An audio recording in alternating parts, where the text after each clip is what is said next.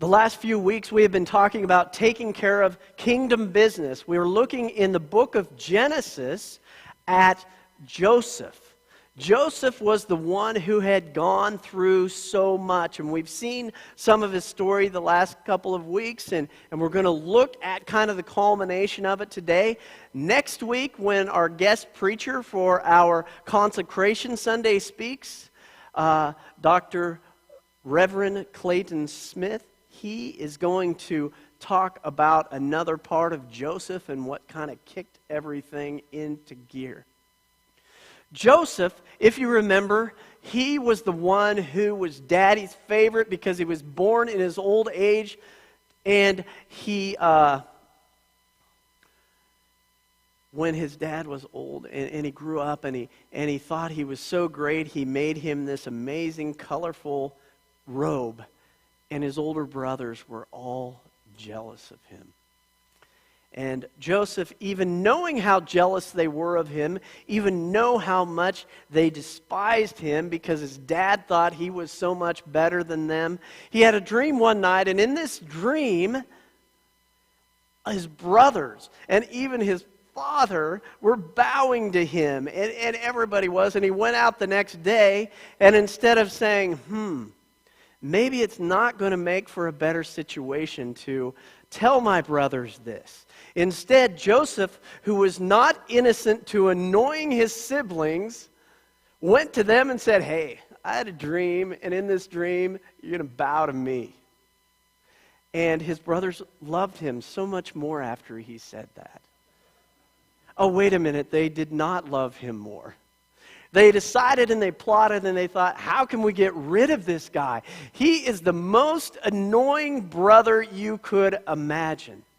We do all this work for our father and our brother gets this credit. He gets to stay back with him, and here we are out in the field during work. We know he's going to we know that Dad's going to send our little brother out here to check on us, and then he's going to tattle on us like little brothers do. So when he gets here, why don't we kill him? And then the brothers argued about it and decided, hey, we'll just put him in a pit here. We'll sell him off to slavery. We all can make some money on the deal, and we won't have killed him, and we can move on down the road. Now, part of the story we had is how Joseph was first sold into slavery to a man named Potiphar, and he was Potiphar's servant, but he did so well, and the Lord was with him, that everything he did was trustworthy, and so he put him in charge of everything in Potiphar's house. And then Potiphar's wife saw that he was handsome and young and tried to take advantage of him, and he went to run, and she grabbed his robe. There's the robe standing out again, getting him in trouble. And she used it as proof to say he attacked her. And Potiphar turned on him and threw him in jail. He could have had him killed, but he threw him in jail, and there he was in the jail. And while he was in the jail, the jailer started to see this power within him, this amazing thing that God was working through him. So he put him in charge of everything in the jail, and everything under his care, the jailer never worried about. And so he struggled in jail, but God was with him the whole time. And then we know that he interpreted some dreams for Pharaoh, eventually gave God the credit, got out of jail. And so he started working for Pharaoh, and he talked to him about the dreams meant 7 years of drought, where you need to collect all the grain you can and save it, or 7 years of plentifulness, where you collect the grain, and then 7 years of drought, where there will be no grain, and you need to collect it so you don't dry up and wither away just like the ground. And Egypt was able to do that, and they thrived with Joseph being raised to the number 2 man in Egypt. He got the signet ring of Pharaoh and was able to make all the decisions for the country of Egypt, and everything was going great. And then all of a sudden, Joseph's family out there in the land of Canaan was struggling with what they could do because of the drought. So they got word that Egypt had grain in storage, and they were selling that grain. So they humbly went and asked for that grain, and they had to come before Joseph. And Joseph was in his Egyptian attire, and he was a grown man. They didn't really notice him. And Joseph, right there, thought, I think this is another good time to mess with my brothers. It just happened again. And he said, okay, you have to go back. You have to bring your little brother. And then he had him do that. And then he stuck something in their bag so it looked like they stole something, and someone had to stay there, and the brother had to stay there. And then they had to go get their father. And he kept messing with him until he finally, when he saw Benjamin, his brother, he broke down and said, "It's me, Joseph, your brother. We're going to get you guys what you need." And eventually they all came, and they brought Jacob, also known as Israel, to live there. And it seemed like everything was happily ever after. And then Jacob died. Now the brothers, not knowing if they could trust Joseph, realizing how bad everything was that they had done to him, thought, without our father here, what will he do? So we come to our scripture in Genesis 50, verses 15 through 21. Will you stand as you are able? When Joseph's brothers saw that their father was dead, they said, "What if Joseph holds a grudge against us and pays us back for all the wrongs we did him?"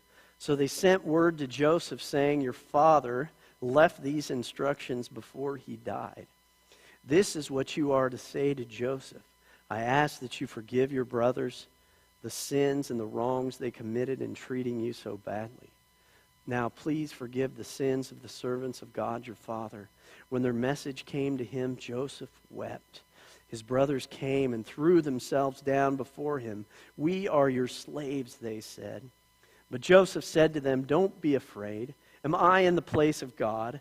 You intended harm for me, but God intended it for good to accomplish what is now being done and the saving of many lives.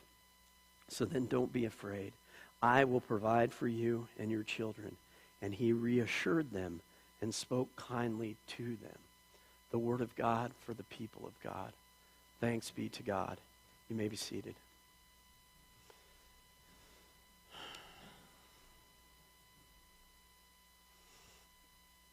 The dream was when he was like 17 years old. The dream that his brothers would bow down before him. And here in Genesis 50, the last chapter of Genesis, we see that dream coming true where the brothers were scared of what he could do. So they came and they threw themselves at his feet and begged him. And the question was, with that power, what was Joseph going to do? What was Joseph going to do? How was Joseph going to work through that?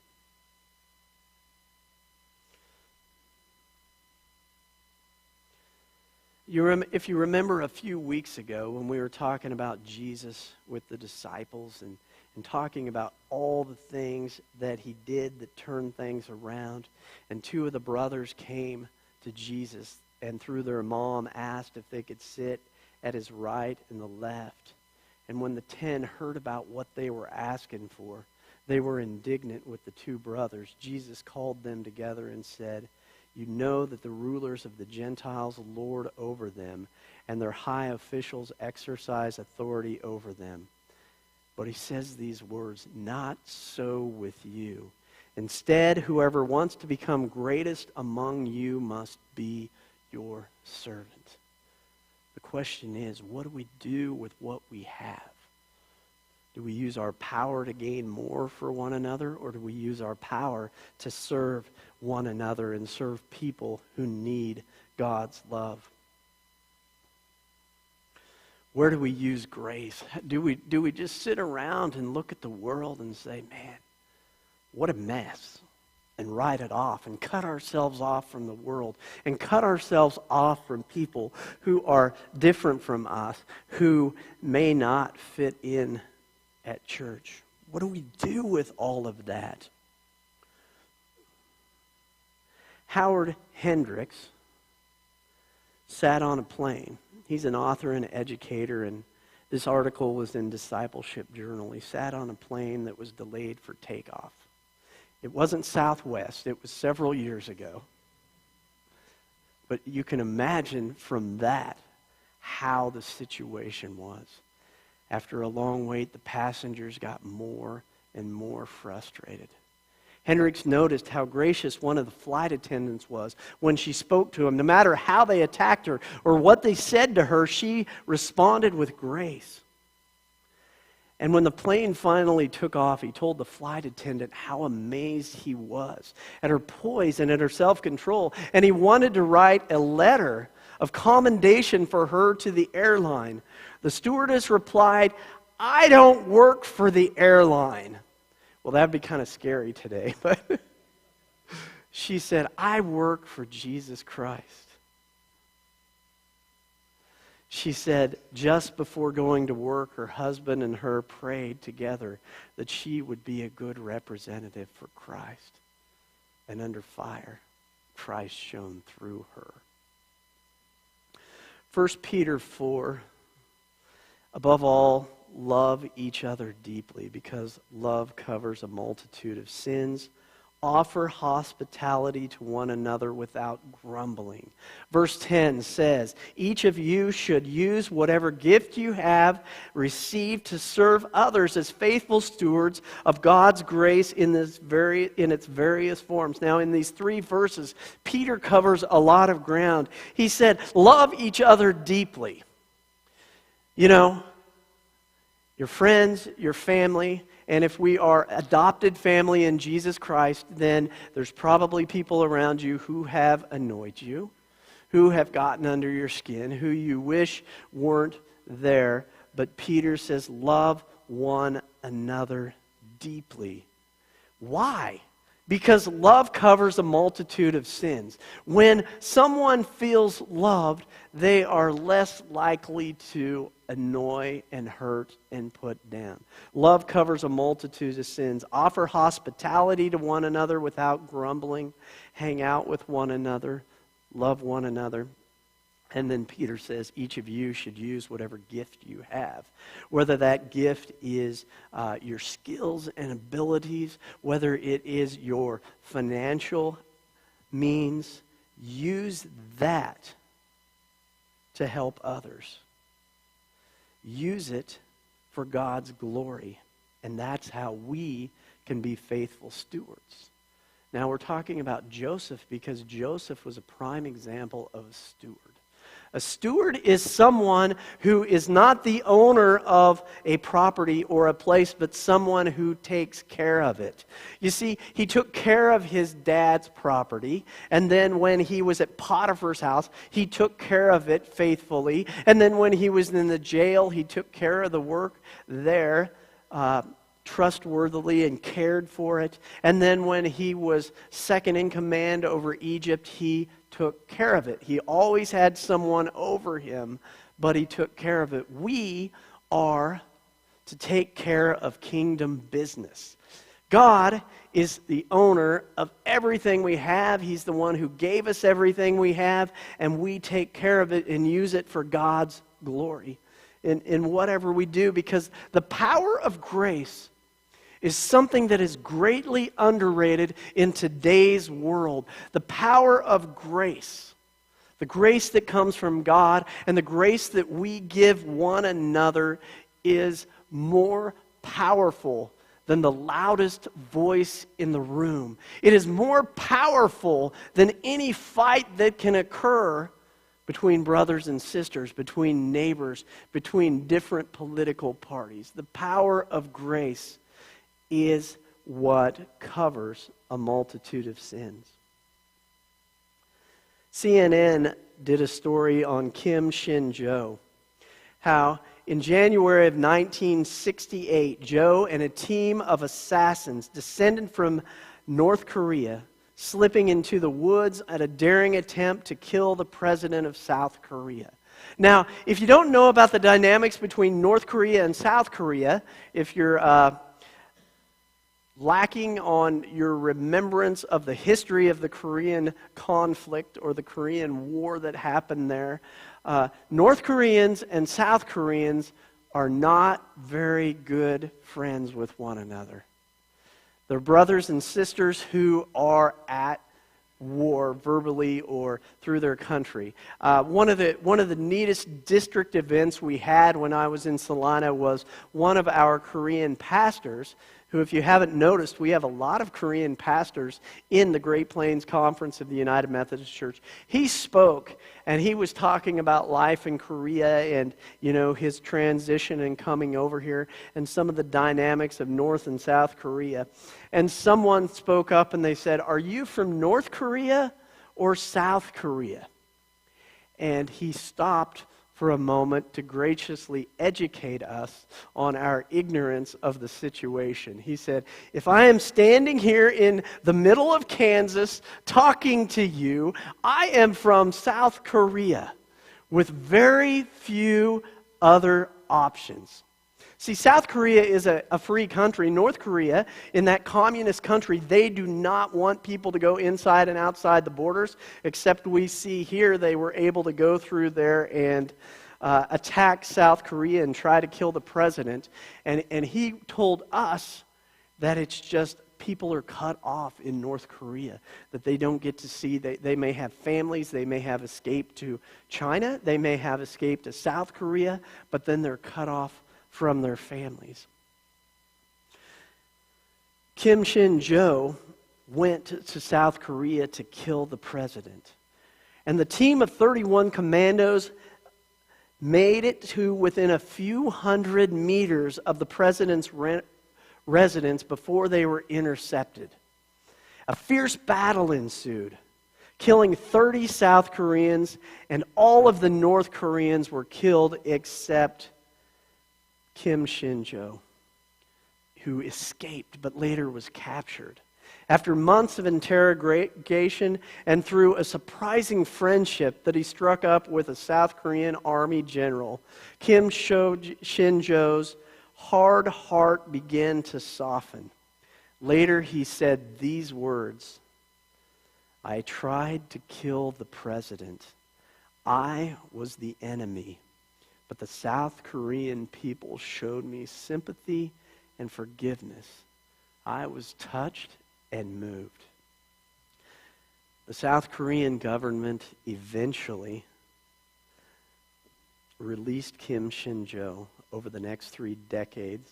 He worked for the military, he became a citizen of South Korea, and then he married and raised a family, and finally he became a minister at a church. And today, Joe's life serves as a symbol of redemption for the entire country of Korea. Reflecting on the day of his arrest, Kim Shin-jo commented, "On that day, Kim Shin-jo died. I was reborn.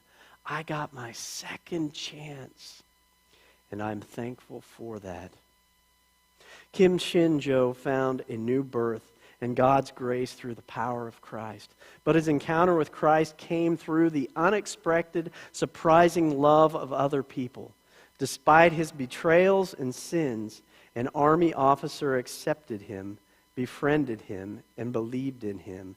At one time, he was the enemy of the South Korean people.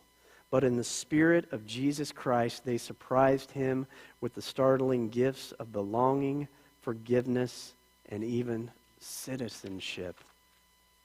In the same way, we as the church are called to be stewards of grace so others will find Christ's second chance.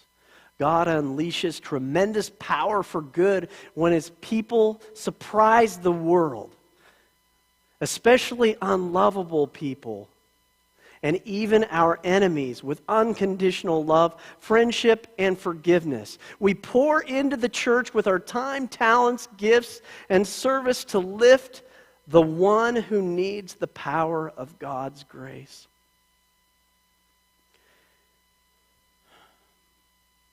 As we are looking towards the end of October, and next week being our Stewardship Sunday, and we'll have a great celebration at the end of next Sunday about turning in our pledge cards.